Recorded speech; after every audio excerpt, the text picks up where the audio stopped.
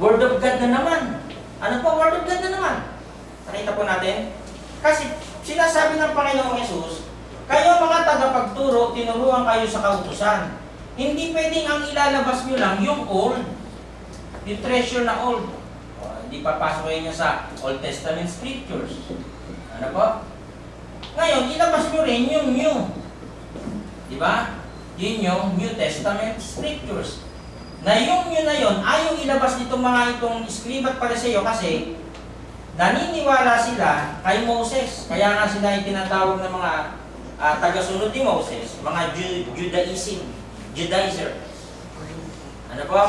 At sila ay hindi nila kinikilala ang tipan ng ating Panginoong Hesus. Binastos nila yung tipan na yan. Ano po? Kaya makikita nyo ngayon, di ba? Nag-aaway ang Israel at Hamas. May kinalaman niya sa religion. Hindi lang yan sa usapin ng boundary, na sa inyo napunta yung ganito, o halimbawa Jerusalem, hindi lang. Ang ugat ng lahat, religion. Doon babagsak yan. Makikita nyo po. So, pinapakita dyan yung lumang tipan na not old and good treasure. Ipinagpatuloy ni Jesus ang pagsasalita ng patalinghaga sa kabanatang ito patungkol sa pag-aaral tungkol sa kaharian ng Diyos. Inihalin tulad niya ang kaugnayan ng kayamanan sa kautusan ng lumang tipan at mga prinsipyo ng bagong tipan. Mga kayamanang luma at bago. Isa sa mga halimbawang ibinigay ni Jesus ay tungkol sa kaharian ng Diyos na nagbibigay diin sa kombinasyon ng luma at bago sa mga prinsipyo ng kaharian. Kaya binanggit niya ang mga tagapagturo ng kautusan, scribe, na naturuan tungkol sa kaharian ng Diyos, inihahalin tulad sa isang may-ari ng bahay. Ito, halimbawa, ito yung parang sinasabing bahay. Alam niyo to, knowledgeable kayo dito. Ilabas niyo kung ano nakasulat dito. Hindi yung nakabase lang kayo kay Moses, parang ganun. Inihahalin tulad sa isang may-ari ng bahay sa maraming ari-arian sa bodega niya, mga luma at bagong ari-arian. Ayan. Then he said to them, therefore every scribe instructed. Nag-aral pa man din sila. At napakarami ngayon ng ganyan. Nag-aral pa man din ng mga bigating school, theological school sa US, kung saan-saan, talagang magagaling. Kaso, iniiba yung nakasulat. Doon ang mali. Ano po? Yun ang mali. Ang sabi sa Matthew 13:52, At ang sinabi niya sa kanila, kaya't ang bawat iskriba na ginagawang alagad sa kaharian ng langit ay tulad sa isang taong puno ng sambahayan na naglalabas sa kanyang kayamanan ng mga bagay ng bago at luma. Nagsasalita sila sa Diyos. Huwag niyo sabihin yung puro Old Testament lang. Sabihin niyo rin yung patungkol kay Jesus na ito ay nagkatawang tao, na siya yung ating manunubos. Siya yung binabanggit doon sa Isaiah na maipapanganak na isang bata. Hindi nila kinigilala yun eh. Kaya nag-away-away ngayon sila. Ang sabi, ipako. Ang mga prinsipyo ng kaharian na itinuro ni Jesus ay parehong luma at bago. Tinawag ni Jesus ang mga ito na luma at bagong kayamanan. Ang kautusan na ibinigay ng Diyos kay Moises na nakatala sa Exodo hanggang Deuteronomio ang naging pundasyon ng mga prinsipyo. Ayan.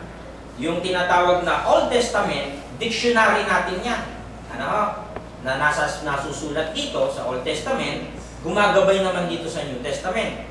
Ang kautusan sa lumang tipan ay patungkol sa mga Israel lamang, at ang bagong tipan ay sumasakop sa lahat ng tao, Hudyo man o Griego.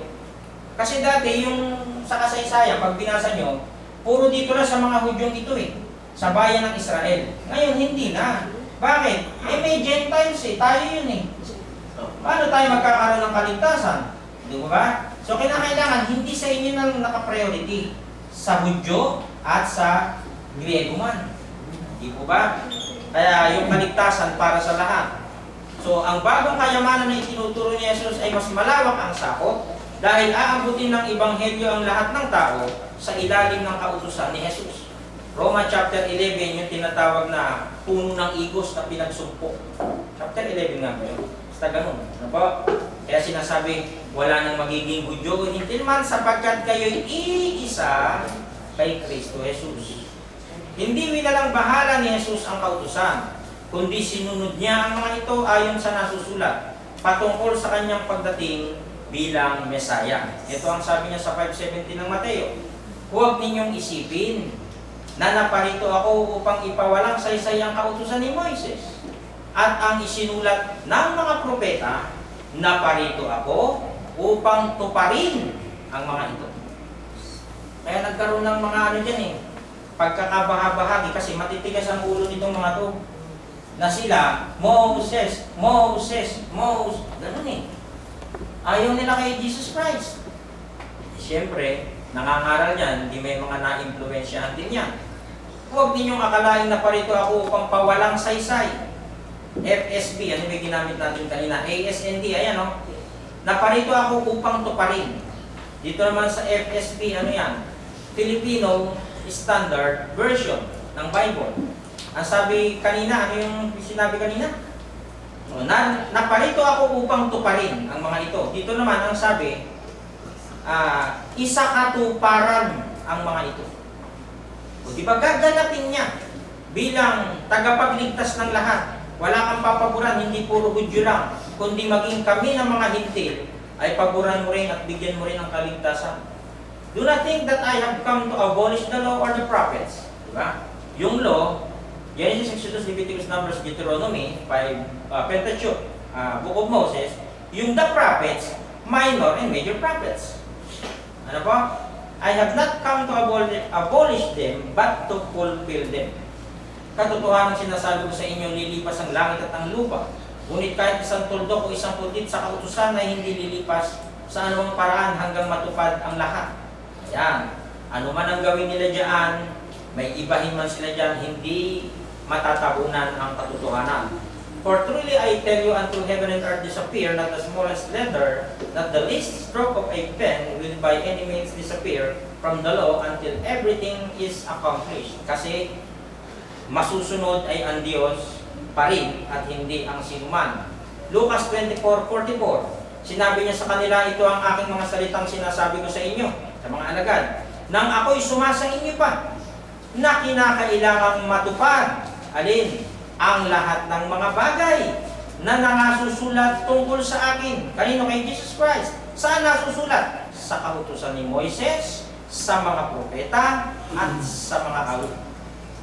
Therefore, pag in-spell mo pala yung Bible, from Old Testament to New Testament, walang ibang lalabas kundi ito.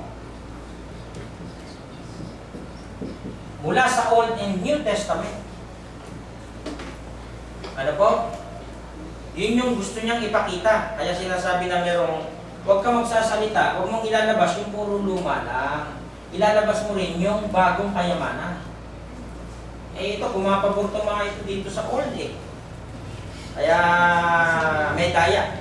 And he said unto them, here are the words which I spake unto you while I was yet with you, that all things must be fulfilled, which were written in the law of Moses, and in the prophets, and in the Psalms concerning me. Diba? Lahat ng nasusunod doon pumapatungkol kay Jesus Christ.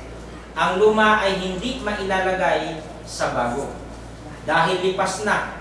Kaya ginagawa ng ibang sekta ng relihiyon, kukuha dito sa old.